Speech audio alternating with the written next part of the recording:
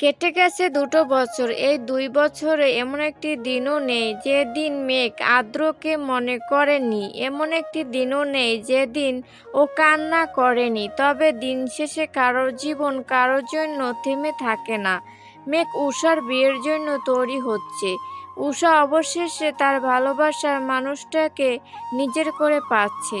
মেঘও ইচ্ছে ছিল আর্দ্রকে নিয়ে ভালো থাকার, কিন্তু আর্দ্র তো চায়নি। কথাটা ভাবতেই বুকের ভেতরটা ছ্যাদ করে উঠল মেঘের। ভাবতে লাগলো সেই দিনটার কথা। অতীত। আর্দ্র চলে গেছে প্রায় ২ সপ্তাহ হবে। এই ২ সপ্তাহ মেঘ রুম থেকে বের হয়নি। নিজেকে রুমের মধ্যে বন্দি করে রেখেছিল।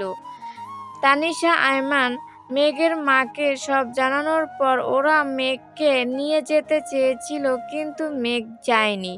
তানিশা আরমান আর্দ্রর উপর রাগ করে আর ফোন করেনি।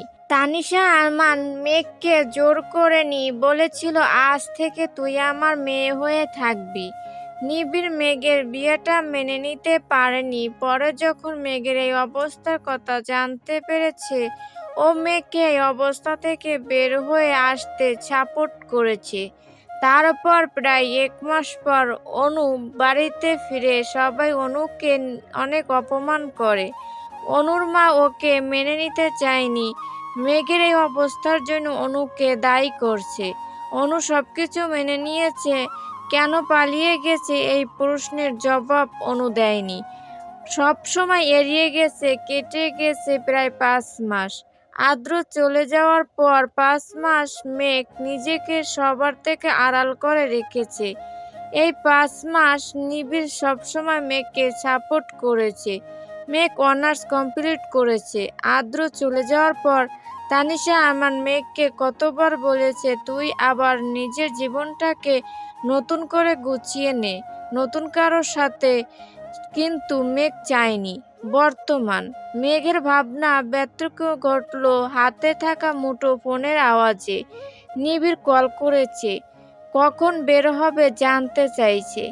মেঘ আজকে খুব সুন্দর করে সেজেছে। নীল রঙের শাড়ি, হাতে নীল চুড়ি, চোখে কাজল, সিম্পল মেকআপ। দেখতে খুব সুন্দর লাগছে। অনু তড়িঘড়ি করে মেঘের রুমে ঢুকলো।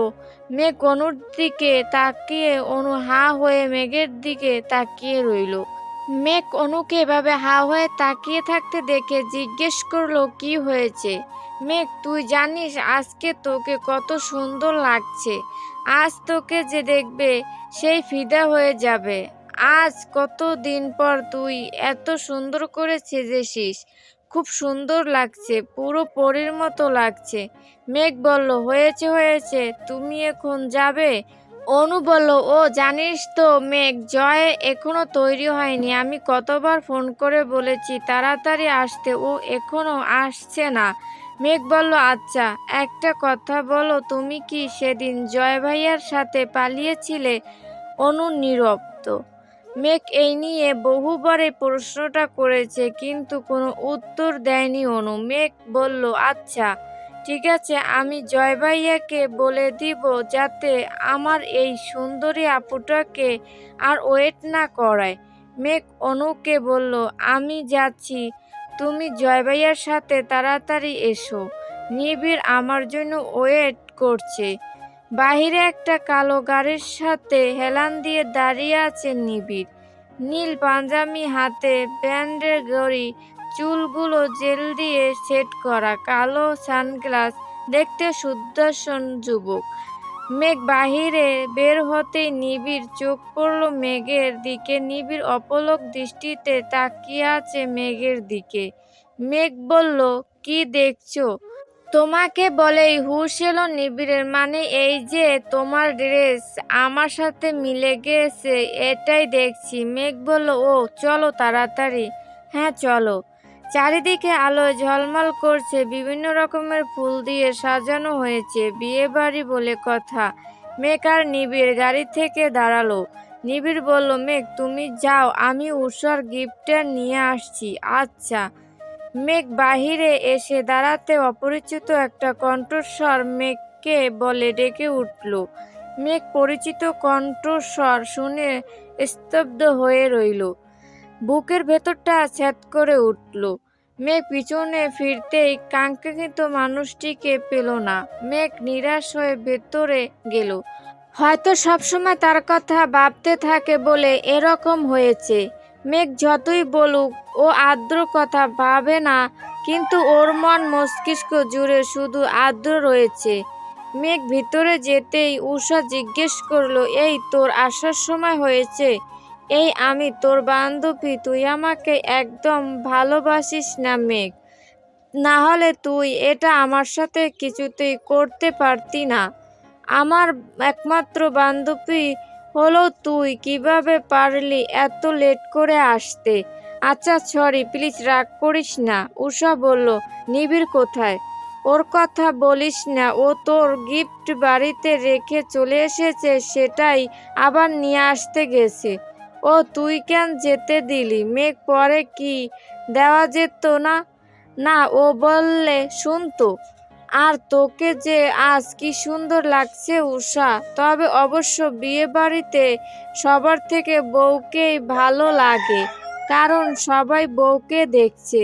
উষা বলল, সেটা না হয় বুঝতে পারলাম, তোর দিক থেকে তোর চোখ ফিরানো মুশকিল হয়ে যাচ্ছে। আমি যদি ছেলে হতাম তোকে নিয়ে এখনই গায়েব হয়ে যেতাম। রেস্টুরেন্টে বসে আছে আদ্র আর নিবিড়। নিবিড় নিজের রাগকে কন্ট্রোল করার চেষ্টা করছে। নিজেকে সংযত করে আদ্রকে প্রশ্ন করলো, আপনি এমন করছেন কেন? আদ্র বলল, কেমন? নিবিড় বলল, বুঝিও কেন এরকম করছেন? আপনি মেয়েকে ভালোবাসেন? আদ্র বলল, না।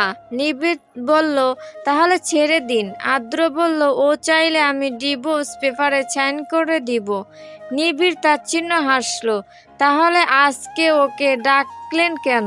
আদ্র বিস্মিত নয়নে তাকালো নিবিড়ের দিকে, কিছু বলল না। নিবিড় তপ্ত শ্বাস ফেলে বলল, আমি জানি আপনি মেয়েকে ভালোবাসেন, তবে কেন এরকম করছেন আমার জানা নেই।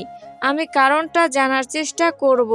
আদ্র তপ্ত শ্বাস ফেলে বলল, আসলে বিডিতে একটা কাজের জন্য এসেছিলাম, তো গাড়িতে এসেছিলাম, হঠাৎ মেঘকে দেখে ডেকে ফেলছিলাম।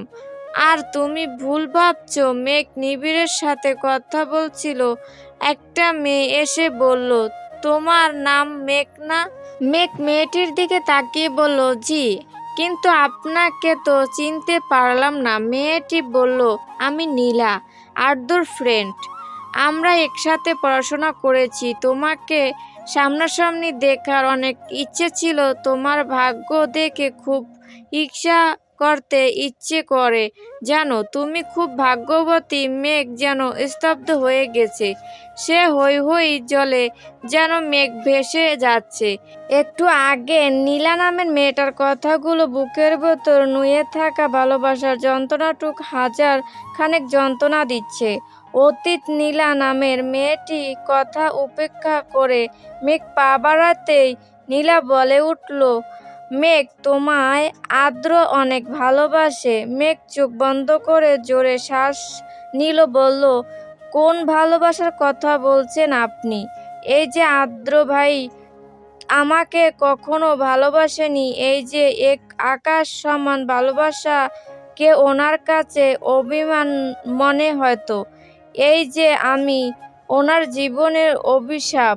এই যে আমাকে উনি বিয়ে করে জীবনের সবচেয়ে বড় ভুল করেছেন। মেনে নিতেছি তো, কেন বারবার আপনারা আমাকে আঘাত করেন? আমি ওনাকে ভুলে যেতে চাই। নীলা বলল, কি বলছো তুমি? আদ্র তোমাকে ভালোবাসে না? মেঘ বলল, আমি ওনার জীবনে কাঁটার স্বরূপ, যেটাকে তিনি নিজ হাতে সরিয়ে ফেলেছেন। তুমি ভুল ভাবছো মেঘ, এমন কিছু নয়। আর তোমাকে বিয়ে করার জন্য তোমার বোনকে আটকে রেখেছিল আদ্র। আর সেই আদ্র তোমাকে ভালোবাসে না, এটা তুমি কি করে বলছো? মেঘ বিলম্ব নয়নে নীলার দিকে তাকালো, কথা বলার ভাষা যেন হারিয়ে ফেলছে। একটা ছেলে এসে নীলা নামের মেয়েটি বলল, সময় হয়ে গেছে, চলে যেতে হবে। নীলা মেঘের দিকে এক পলক তাকিয়ে চলে গেল। বর্তমান মেঘ বাড়িতে এসে অনুকে জড়িয়ে ধরে হাউমাউ করে কাঁদছে। অনু মেঘের এইভাবে কান্না করায় একটু অবাক হলো। মেঘ বলল, সবাই আমায় ঠকালো, তুমি কিভাবে আমাকে ঠকাতে পারলে আপু? অনু বিলম্ব নয়নে তাকালো মেঘের দিকে। কি বলছিস মেঘ? আমি তোমায় কতবার জিজ্ঞেস করেছি ওই দিন কেন পালিয়ে গিয়েছিলে, তুমি কিছু বলনি। এটা কেন বলনি আপু? আদ্র ভাই তোমাকে আটকিয়ে রেখেছিল, কেন বলনি উনি আমাকে ভালোবাসেন? সবাই কেন আমাকে ঠকালে কেন? অনু আমতা আমতা করে বলল, আমি জানতাম না মেঘ। মেঘ তাচ্ছিল্য হাসলো। আজ যদি তুমি আমায় সবকিছু না বলো তাহলে আমি নিজেকে শেষ করে দিব। মেঘ ছুরি নিয়ে হাত কাটতে নিতেই অনু এসে মেঘের গালে থাপ্পড় বসিয়ে দিল। অনু বলল, আমি সত্যি জানতাম না আদ্রভাই তোকে ভালোবাসে। আমি পরে জানতে পেরেছি। জয় আদ্র ভাইয়ের চাচাতো ভাই, সবচেয়ে ভালো বন্ধু, যাকে চোখ বন্ধ করে বিশ্বাস করে আদ্র ভাইয়া। তাই জয়কে দিয়েই আমাকে কিডন্যাপ করেছিল। যখন আমাকে জয় বাড়িতে দিয়ে গেল, যাওয়ার আগে আদ্র ভাইয়ার সাথে জয়কে কথা বলতে দেখে ফেলেছিলাম আমি। পরে সব জানতে পেরেছি।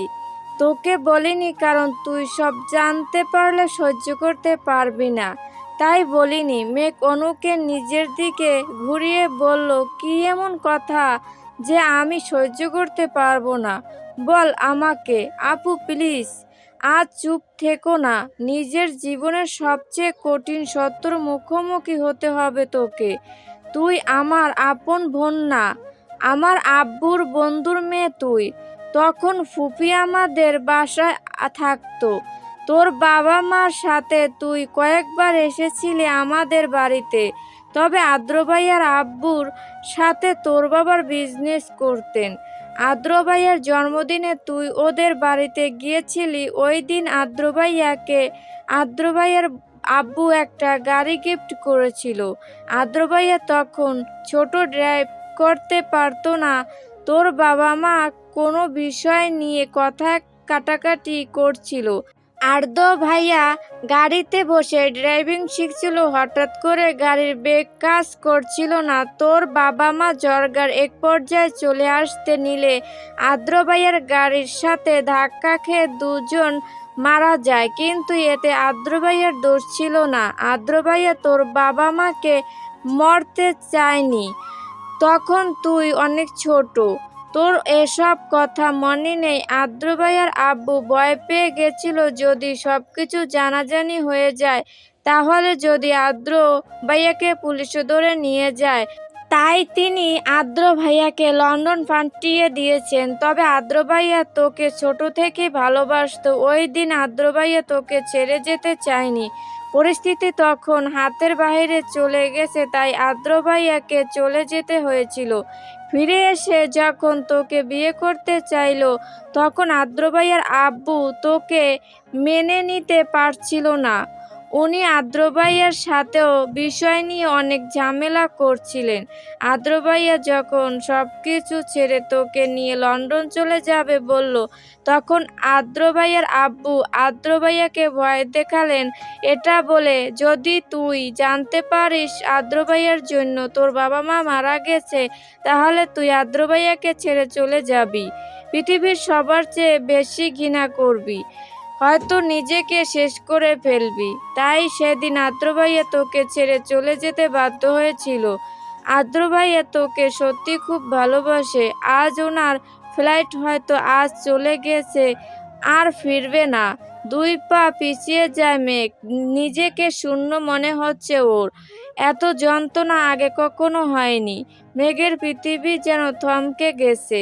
অনুর দিকে ছলছল নয়নে তাকিয়ে রইল। ছুটে এসে অনুকে জড়িয়ে ধরল।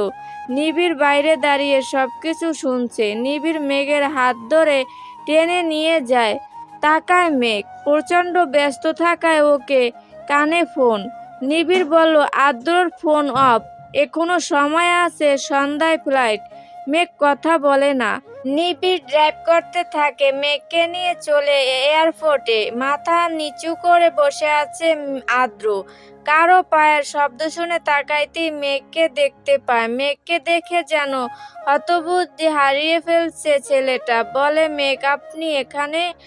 আমাকে এত ভালোবাসেন আপনি? কথাটা বললে আদ্র বুকে ঝাঁপিয়ে পড়ে মেঘ। আদ্র নিবিড় দিকে তাকিয়ে নিবিড় বুঝিয়ে দিল মেঘ সবকিছু জানে।